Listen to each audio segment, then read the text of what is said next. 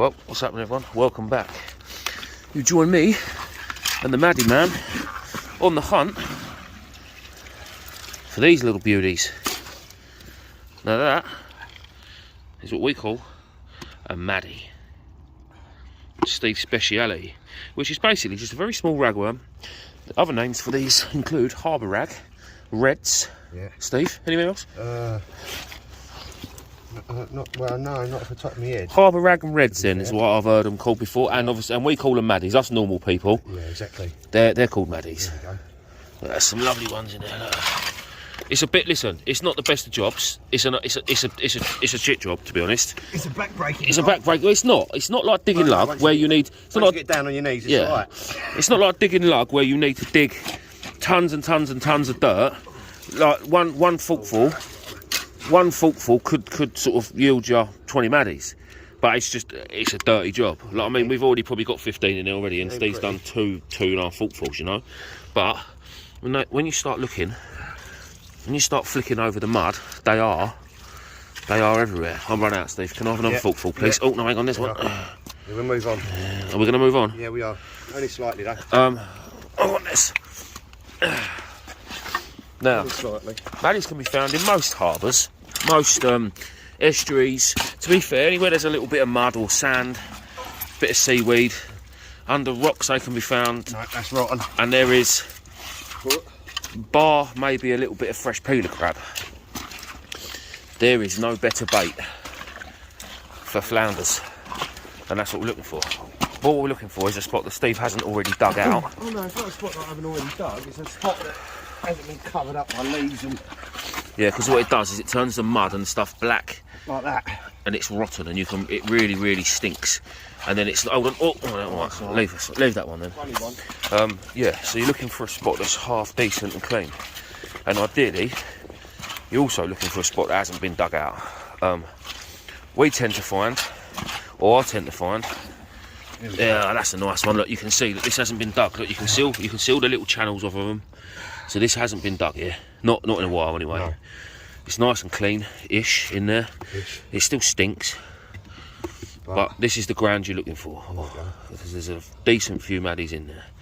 And you can get a couple of hundred in no time at all, and away you go fishing.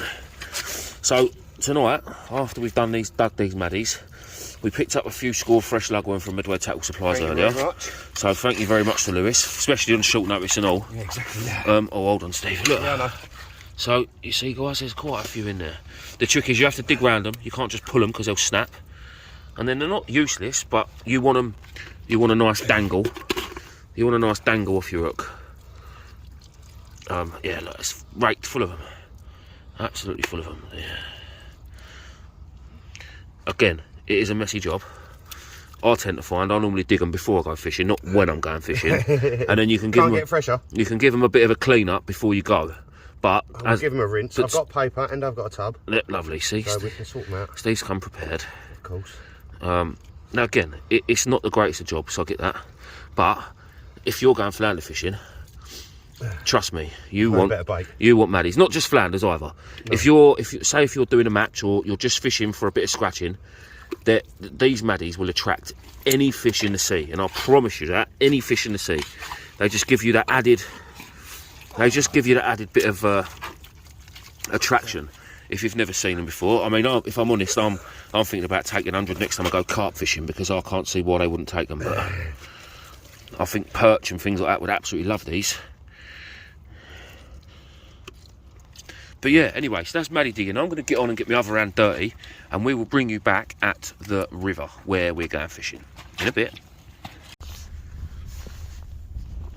Right, guys, we're set up. There's no water yet, so we're on the Isle of Grain actually. I've been out here for a long time. I think I've done videos here before. This is Steve's banana rods. These are Vicellis. He loves them. I am using tonight carp rods. These are not my carp rods. They are my carp rods, but they're not the carp rods that I use. I use 10-foot Daiwa Black Widows with the extendable thingy, and these are 12-footers. These I just got in a job lot. When I was buying carp gear, I was buying little job lots here and there, taking the bits out I wanted and then selling the rest on. But these are still in the garage. I haven't even got a garage. These are still in the cupboard under the stairs, and I thought tonight I didn't want to come in with big beach rods, and I don't own any Continental rods anymore. So I thought, you know what, I'm going to give them a try. reel wise, I've got my spod reel with a bit of yellow braid on it, and I've got one of my Timu reels that I was using on the boat with a bit of braid on it. Rig wise, I've got a 2-hook flapper, a cheapy one that I bought in the shop because I haven't looked in my box for ages, and I knew there wasn't going to be anything small that I needed. Probably still full of water now, yeah? Yeah, it is still full of water. So this is my tackle box for tonight.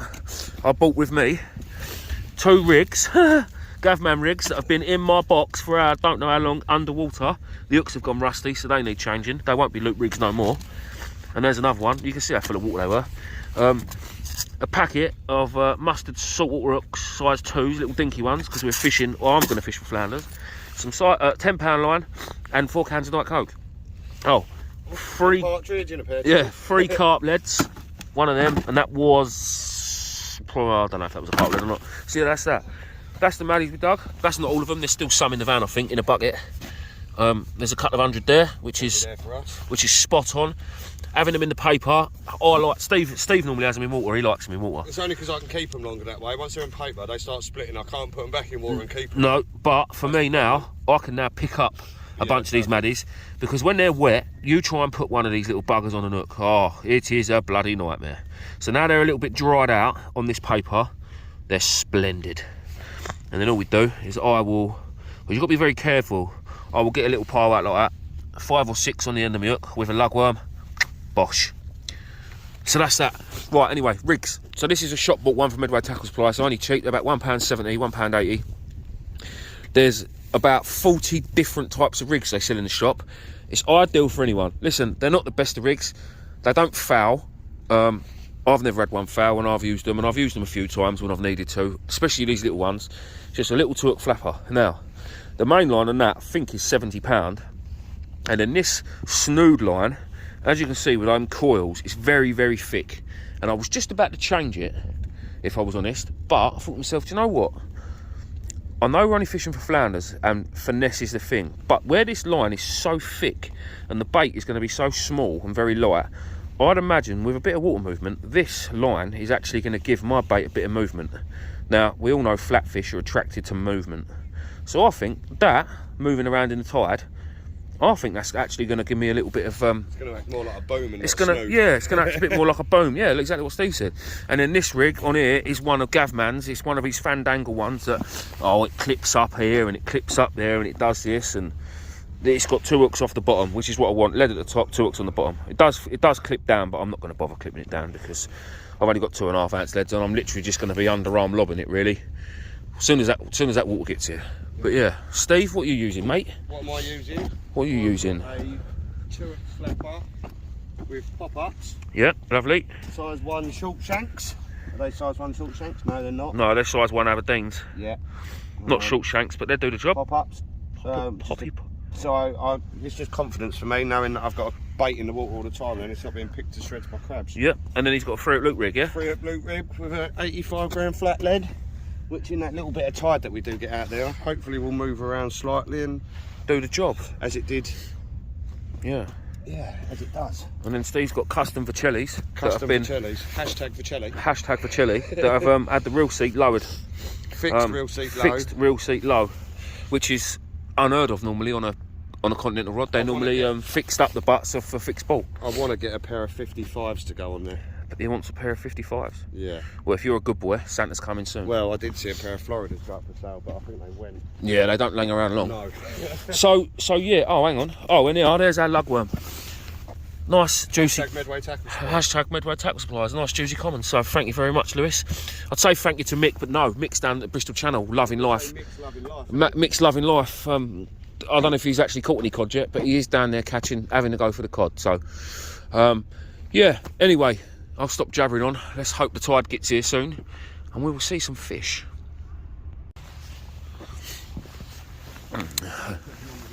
Does he? Yeah. And there we have it, guys. There is the bait presentation. Oh, sorry. So you got your lugworm, yeah, it's split, but trying to put it on these small hooks. And then you've got your maddies dangling down. Now, I'm not being tight with the maddies because I do my head in putting them on. So that's enough. 4 or 5 dangling off the end of the hook.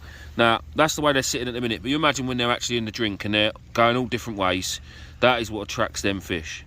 They are, honestly, an absolutely amazing bait. Especially when you are trying to just scratch out a fish or two. they will always scratch out fish. I'm not saying that you never blank if you use maddies. I'm not saying that at all. But 9 times out of 10, Steve, eh?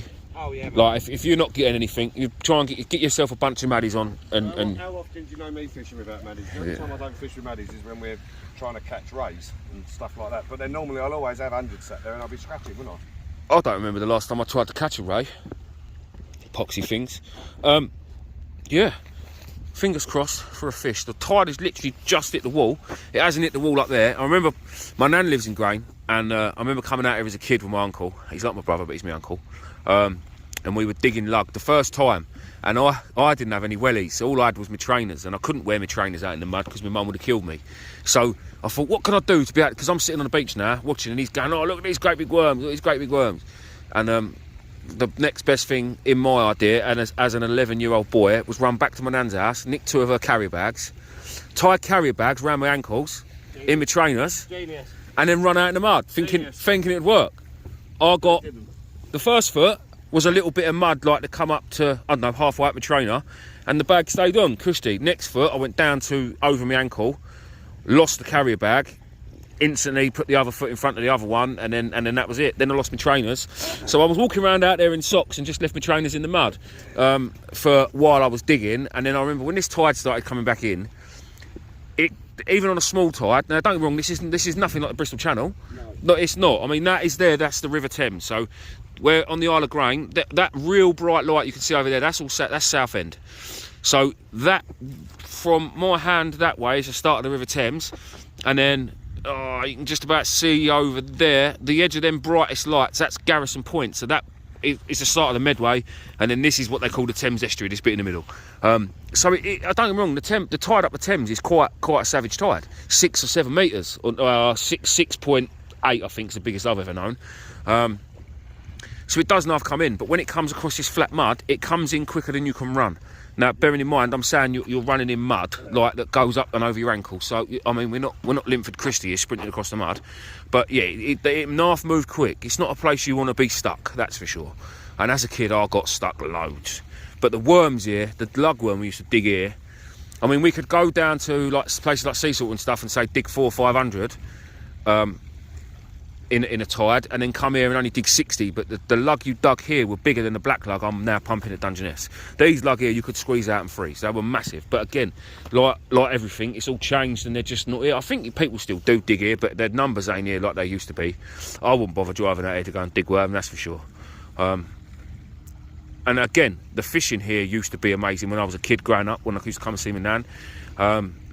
My first ever fishing trip here, my uncle will probably watch this and he'll remember it. He'll never let me forget it. It was actually just after that digging trip we lost my trainers. He had all of his rods and reels, all of his reels in a rucksack, and we were just getting ready to go, and he handed me the rucksack. Now the strap snapped on this rucksack. He'll say that I dropped the bag. I did drop the bag, but the strap snapped. It wasn't really a lot I could do about it. Well, all 3 of his reels that he had at the time, they were all broke. Whether the handle had snapped off or the feet had snapped off, that was all broke. And to say he was fuming was an understatement. I honestly thought he was going to beat the living out of me that day. Anyway, my reel weren't broke, so I went fishing. And I caught a lovely bass. At the time, it was my PB. I think it's about 3.5 pound, just a bit further around the beach.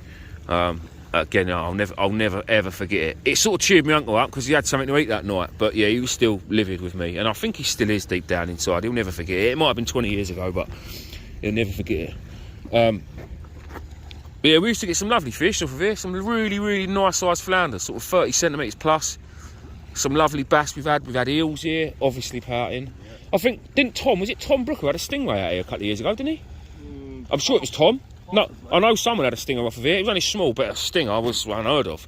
And I'm sure there's been a couple of thornbacks off of here as well, which is very strange for there only to be a couple, because just beyond them bright... I was catching handfish here, just round the corner. Yeah, smooth hands as well. Just beyond those bright lights, you've got the Isle of Sheppey, which is absolutely full of thornback rays. This is also a nice big flat shelf of mud. Perfect for thornback rays. They get them over there at Essex, they get them a bit further round, they get them right up, we've had them right up the Thames, but getting them here, there's just not as many here. And I know there has been a couple caught in the last couple of years, but this seems like a place you should be able to smash the rays from, but they just don't. They just really don't. Say they get the odd 1 or 2, but they don't get many. It's pretty mad, really.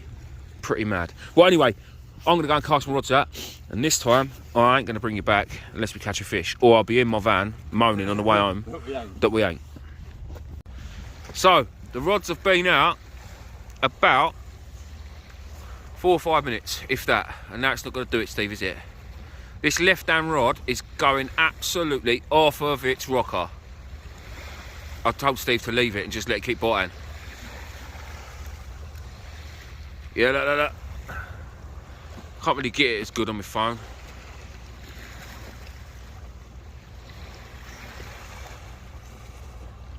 Now, what we'll do is we'll bring it back and show you a little schoolie bass in a minute, because that's what it is. Steve with an absolute cracking set of bass. All 20 centimetres each of them. Yep. But they are bass and not whiting, so we will take that. Exactly. Beautiful little fish. Well done, dude. I've just so I put one rod out with maddies on and lug, and the other rod out with just lug, and the rod that's had maddies on has had 2 bites straight away. I reeled it in, refresh the maddies. It's them little schoolie bass just pecking away at their maddies, but on braid like carp rods, they give a cracking bite. They do. And on nights like this, when you're just up the road from your house, all right, it's still 20 minutes to get here, but it's because it's a 40-mile-an-hour road and it's crap. I'm not far from home. I'm not far from home. On the other hand, 3 miles that way, sorry, 2.5 miles, I think it is, across this part of the river to Southend. For me to get there takes me about an hour and a half. How crazy is that? We ain't got a 3-hour drive home from Dorset. We ain't got a 3-hour drive home from Dorset or the Bristol Channel or Wales or up north. It's quite nice. You don't mind catching smaller fish. Not when you're fishing like this anyway. Look, tiny little pear lead, couple of little hooks, there's my lug. So that's what they sit like on the bottom. If that is not appealing to fish, I don't know what is. Well, Steve reckons he's into a bit of a better one. Well, they have a better bite. Oh, here we go. This is where we change it all. I'm going to go down because it might need netting. Oh, Jesus Christ. Unbelievable, Stephen. Hang on, let me grab that, Steve. Well, he's big. He's bigger. They're going the right. They're going the right way. Yeah. I've just changed hooks for mine because I don't think the hooks were sharp enough. I've changed my hooks. Dropped the line size down. We've both had some amazing bites, like really amazing. But I've got to get myself some continental rods, I think, because as much as I like the carp rods, they do the job. It's all you need. Steve's bite. To be fair, with the braid, my bite indication is I'm getting a bite from here, and the whole rod's shaking. Whereas Steve's just getting, see these little blue bits. The bite indication on a continental rod is second to none. Absolutely second to none. Oh, that was the one that was biting just a minute ago. I thought that was the one you were reeling in. No. And for me, they'd be my smooth hand rods as well, because why not? Smooth hand fishing with continental rods is amazing. No. No, I would rather find the local piece of dog turd for my thumbnail than have that as a thumbnail in the nicest possible way. I'll tell you one thing I've noticed though, guys, I've just been saying to Steve. We got lug, I put one out with lug and one out with lug and maddies. Now the rod that had the maddies on had bites almost instantly. The rod that had the lug on is not getting bites. It is the maddies that is doing it. And I think, Steve, one of your rods you're putting out just straight maddies, isn't you? Yeah. Yeah. That was lug tip maddies. Yeah. But the maddies are 100% making a difference. Oh, yeah. 100%. If we didn't have them, I'm not saying we wouldn't have had bites, but we wouldn't have had nowhere near as many as what we are getting. But again, when they're them little tiny small bass, they're not always going to get hooked. Finally, after 65 million bites, I've actually managed to land one. So only a little one, and it's foul hooked under the chin. I went out this time with just straight lug, a bit of a bigger lug bait. The old lug that was on there, and I put a fresh one on, and I just put it that little bit further out as far as I can with a carp rod and a 2-ounce lead. But yeah, fishing's fishing, I suppose. It's better than whiting. And Dana. Oh, that rod's going, look at the bites, look, we're getting. Look at them bites, look. Look at that bite, look. But I stuffed that bite, because I know that's only a small bass. Check this out. Bosh! For someone that don't catch flounders anymore in the river, 30 centimetre flounder is an absolute cracker. He's got a little bit of blood, but he's still more than alive. More than alive. I am absolutely made up with that, especially getting it local. We come out targeting flounders. Steve's been fishing the river 2 or 3 times a week with James. and they've seen 2 flounders between them. And well, little old me's come out and just smashed it in eye. And you know, I kept saying to you, all I've gone on about is Maddies. I caught that on straight lug. What's a knobhead. Thanks, Lou. Big shout out Medway Tackle Supplies. Thank you for the lugworm, guys. You're absolute diamonds. Right, I'm going to get this little fella back and I'm going to try and get myself another one in a bit. And boom, I put the last one back, reeled in the other rod, just to check the bait. Another flounder, a bit smaller at 27, but you know what, if I'd have had the small, if I'd have only had that, I'd have been absolutely made up, honestly. To come out and get a cut of flounders, especially from here, another absolutely cracking bite. Look at that go, look, it's ridiculous, honestly. Fishing with carp rods, great fun. Don't get me wrong, they ain't no £20 carp, but when you get them flounders just in the edge, just down there, the fight, honestly, they give is incredible. Oh, what a session, boys and girls! What a session! Again, close to my house. I've got to stop travelling. I've just got to fish what I've just got to fish for what's here. And again, 5-10 years ago, flounders in the Medway were rife. You go out and catch 10-15 flounders in a session. It don't happen no more. It don't happen. No, it don't. I've just got to reel this flounder in, so I'll bring you back. Again, both rods out of the water because of these little fellas. We've had so many of these little bass. It's ridiculous. Honestly, lost count. So many bites, so many fish. The bites that I'm getting on the carp rods with braid is honestly, they're monstrous slack line. It's like cod fishing, honestly, but catching half decent cod. Treble the bites as we have fish. Oh yeah, 100%. I mean, and when they're hooked like that, that's absolutely spot on. Anyway, I'm gonna get him off and get him back in the drink. Well, it ain't a fish hunter video, is it? If it ain't got a whiting in it, Jesus. Do you know what? 10 minutes ago, and I'll kid you not, I said to Steve, did you have any flounders last time you fished? Any whiting last time you fished here? No, mate. No, just bass. Little bass. And I go, no, I ain't seen a whiting all night. And then, boom, he goes and bloody gets one. Well, guys, that's pretty much us. We're on the last cast. I've bought one of my rods in already. Honestly, after that whiting, that was me done. No, that's it. Time to go. Yeah, what a great session, really. I mean, yeah, the fish haven't been massive. I mean, that 30cm flounder was a very good fish for where we are. I know they do get them elsewhere in the country quite a bit bigger, couple of pound, but I mean, that flounder was probably all of a pound, which honestly, for where we are, is a good fish. Even if I am blowing my own trumpet, that was a good fish. And fished well tonight. And the smaller one, I've actually got on with it because I have enjoyed it. Yeah, I was actually interested in it tonight. I haven't had a flounder in a long time, and that was a plan. And when you go out and you do the effort, you take the effort to dig your maddies and things like that. I know Steve dug them and I picked them out of the mud, but you take that little bit of extra effort. I even went from a gear today and sorted out a couple of different rods and sorted out lighter reels instead of bringing me big beach gear that you just don't need. And change your hooks mid-session. And I change my hooks mid-session, which is unheard of. I don't normally change my hooks mid-year, let alone mid-session. So I'm pretty proud of myself. I am pretty proud of myself. I mean, hopefully Steve will bring in a flounder on the last truck. Fingers crossed. And if he does, I will bring you back and show you it. But if he doesn't, I will just want to say thank you everyone for watching. I am about 80 subscribers off of hitting 18,000. It's Christmas next week. I know that's a Christmas Eve. I know I'm taking the piss in asking, but can we get 80 subscribers to hit 18,000 for between now and Christmas Eve, which is next Saturday? What's the day, Steve? Monday. Yeah. Yeah, it's Monday now, so we've got what, 9? A week.